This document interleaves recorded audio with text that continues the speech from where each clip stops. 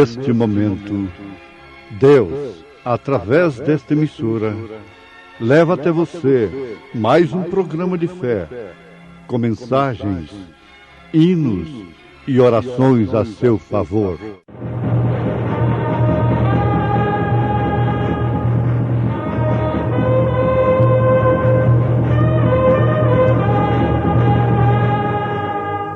Fé para vencer. Somente crer, somente crer, tudo é possível, somente crer. Responderam, pois, os judeus e disseram-lhe: Que sinal nos mostras para fazeres isto? Jesus respondeu e disse-lhes: Derribai este templo, e em 3 dias o levantarei. E tendo Jesus feito um azorrague de cordéis, entrou no templo e o purificou, expulsando dali os cambiadores, derrubando as mesas, soltando as ovelhas, os bois e demais coisas. E os judeus lhe perguntaram: Que sinal nos mostras para fazeres isto? Jesus respondeu e disse-lhes: Derribai este templo, e em 3 dias o levantarei. Disseram, pois, os judeus: Em 46 anos foi edificado este templo, e tu o levantarás em 3 dias? Mas ele estava falando do templo do seu corpo. Quando, pois, ressuscitou dos mortos, os seus discípulos lembraram-se de que lhes dissera isto, e creram na Escritura e na palavra que Jesus tinha dito. Isso está registrado em São João capítulo 2, a partir do verso 13.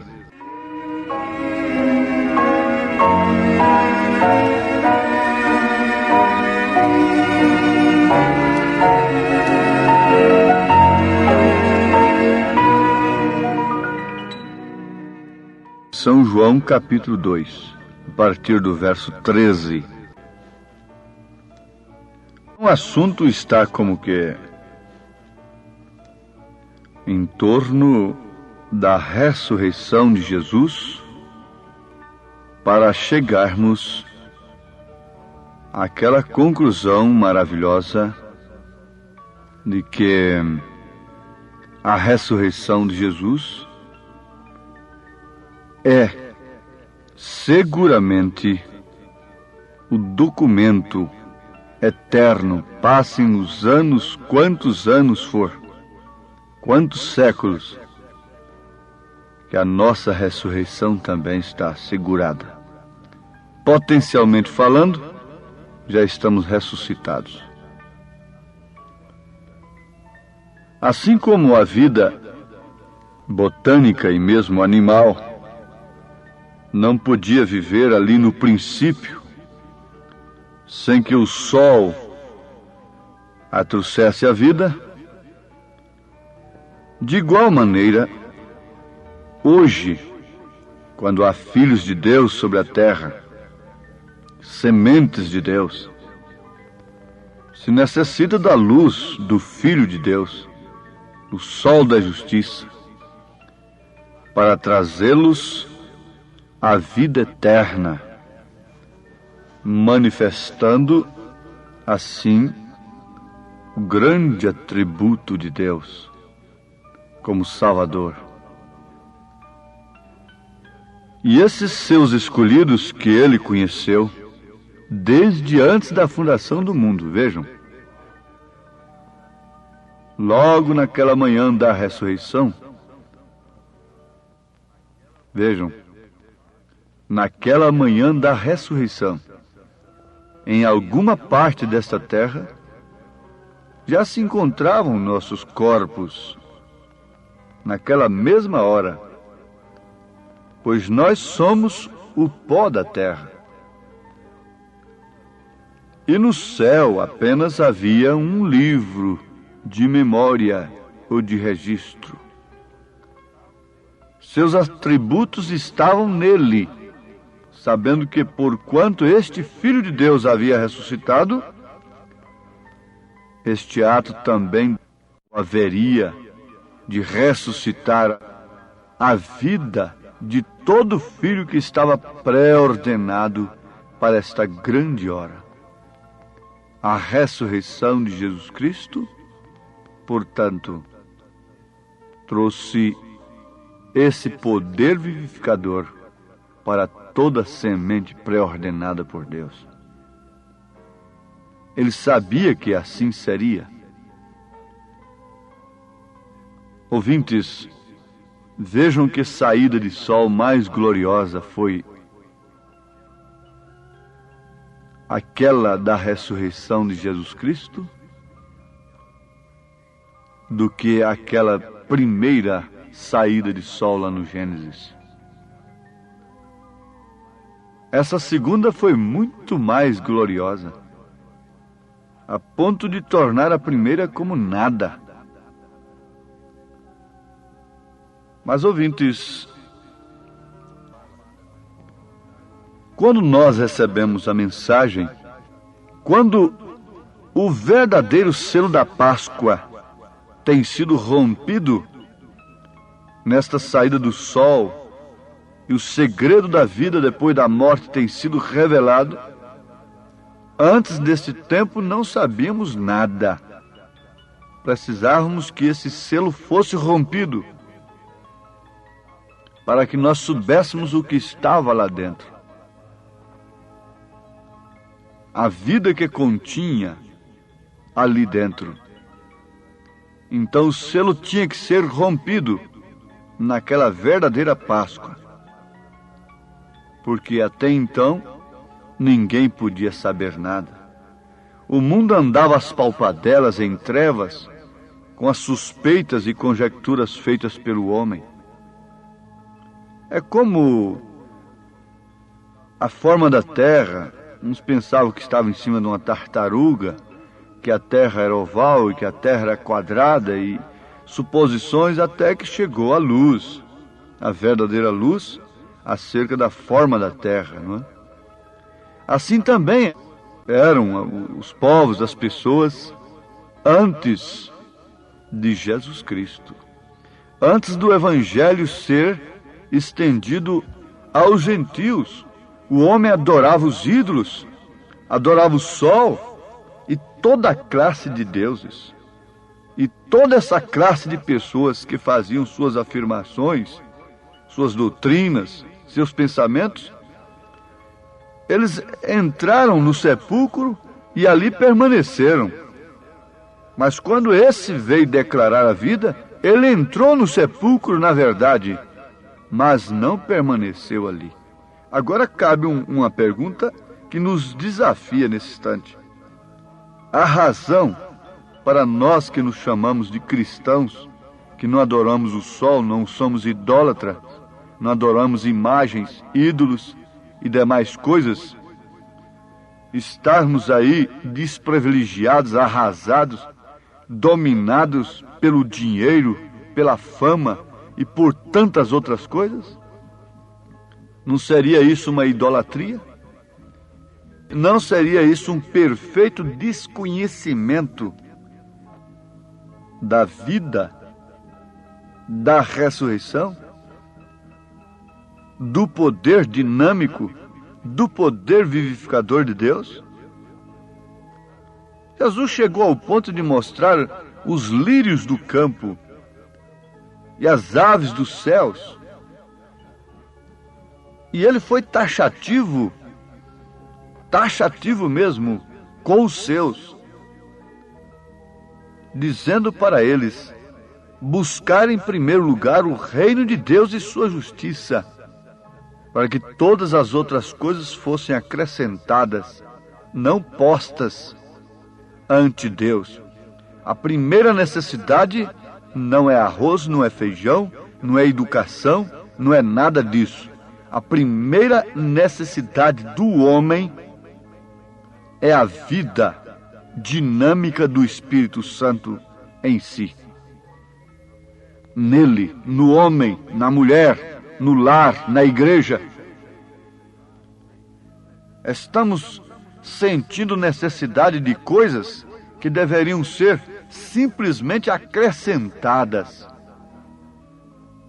por buscarmos em primeiro lugar o reino de Deus e sua justiça. Então, se isso não está acontecendo, que diferença temos nós daqueles que adoram o sol, a lua, as estrelas? Que diferença temos nós dos idólatras? Adorar a Deus, Caim adorava também. Mas vejam, ouvintes, o verdadeiro selo havia sido rompido. E o qual viveu da mesma maneira que nós vivemos, e morreu tal como nós morremos. Quer dizer, um homem, não é? Se levantou dentre os mortos. Sabe-se que há um túmulo de um grande líder religioso na terra, e que ali, de 4 em 4 horas, são substituídas sentinelas naquele túmulo, montados em cavalos brancos. Lá está ele, um evangelista brasileiro, viajando na Palestina, lá em Jerusalém, conhecendo o mundo da Bíblia, como dizem. Visitou o túmulo de Lázaro, visitou o túmulo de Jesus, estava aberto, vazio. Mas quando chegou no túmulo de Maria, estava lacrado. Então, ele perguntou para o cicerone, para o intérprete, o guia dele: mas como é isso? Esse túmulo está lacrado? Disse: sim, mas por quê? Porque os restos mortais de Maria estão aí. Então o evangelista diz: como assim? No Brasil nós temos uma data lá que comemora a Assunção de Maria, que ela foi ressuscitada. O guia lhe respondeu: bom, se vocês querem crer que ela não está aí, que ela subiu, isso é problema seus. Mas que ela está aí, está. O túmulo está lacrado. Aquele outro lá, nós pudemos entrar nele, estava vazio. Não seria isto idolatria? Não seria isso estar às palpadelas ainda?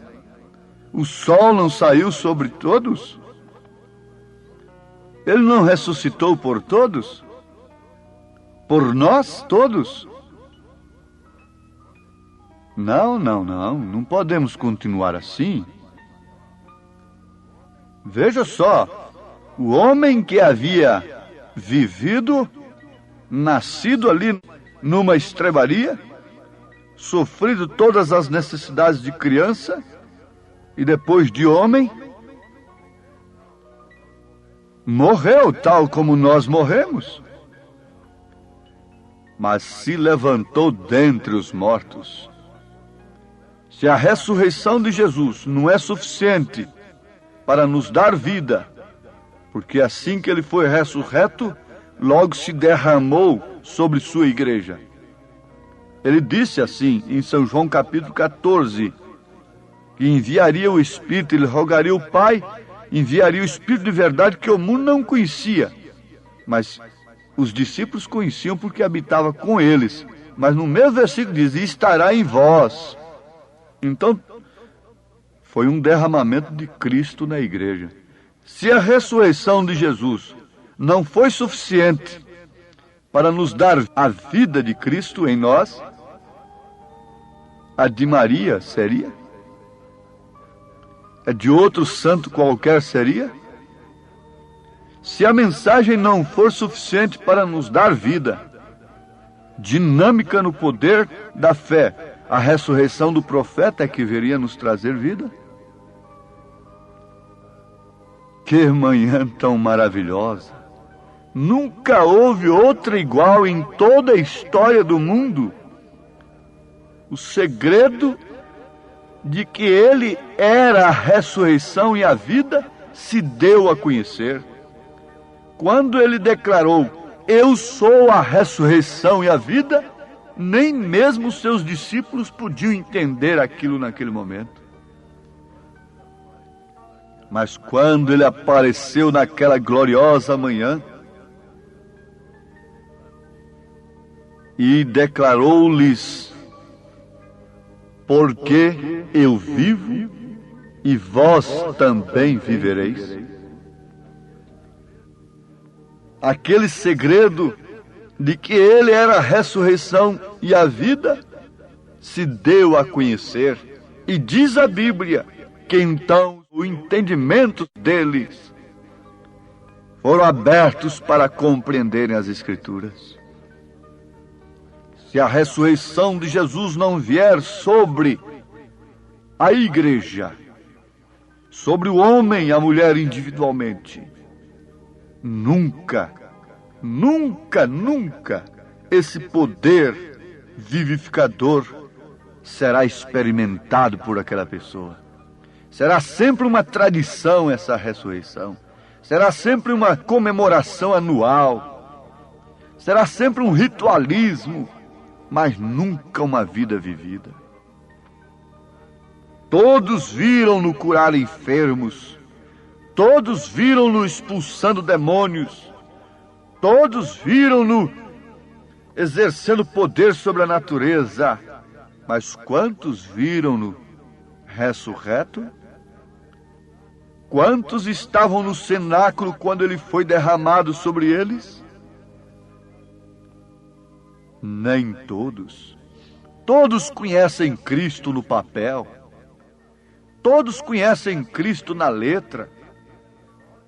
Sim, Herodes, através dos sacerdotes, ficaram sabendo. Herodes e os sacerdotes, através dos sacerdotes, ficou sabendo onde deveria nascer o rei dos judeus, porque os sacerdotes tinham a letra que dizia que era em Belém de Judá.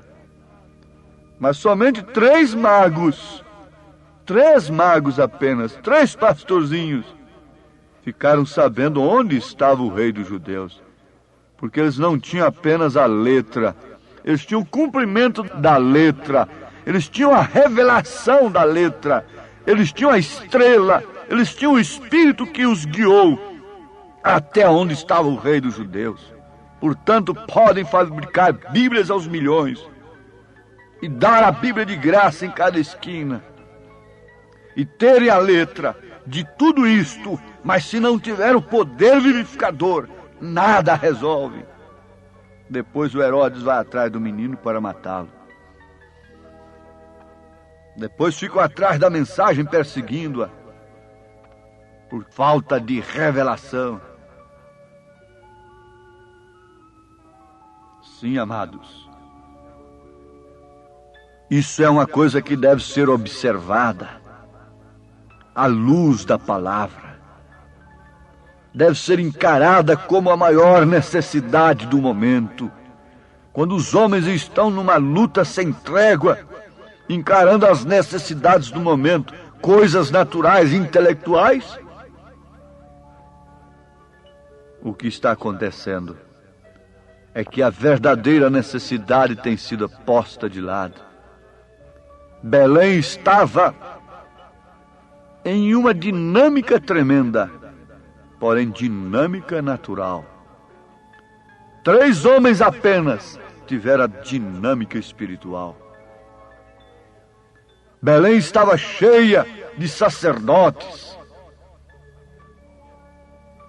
Naqueles dias, a religião concentrou a sua força ali, a ponto de poder informar ao governo pela letra onde deveria nascer o rei dos judeus. Mas eles nunca souberam onde estava o rei dos judeus. Desde então, foi somente perseguição. Só perseguição. O dragão correndo atrás da mulher para devorar-lhe o filho. E é o que ele está fazendo, correndo atrás da igreja para tirar o filho dela, tirar Jesus de você, irmão, com esse mundanismo. Mas fique sabendo, esse dragão foi derrotado se você tem vencido pelo sangue do Cordeiro e pelo testemunho da palavra, e se a ressurreição de Cristo tem vindo sobre você com o poder vivificador daquele mesmo Espírito que o levantou, esse dragão não pode tirar o filho de você, ó igreja eleita. Deus os abençoe, meus amados ouvintes, com essa santa palavra, em nome de Jesus Cristo. Amém.